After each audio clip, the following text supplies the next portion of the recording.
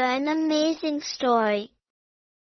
Once, a foolish deer lived in a dense forest.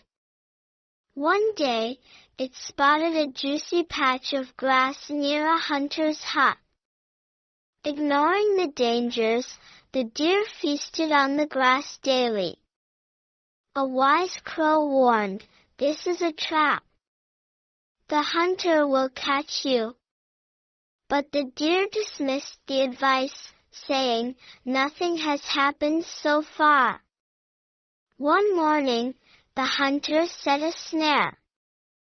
The deer, oblivious, stepped into it and was caught. As the hunter approached, the deer regretted its arrogance, but it was too late.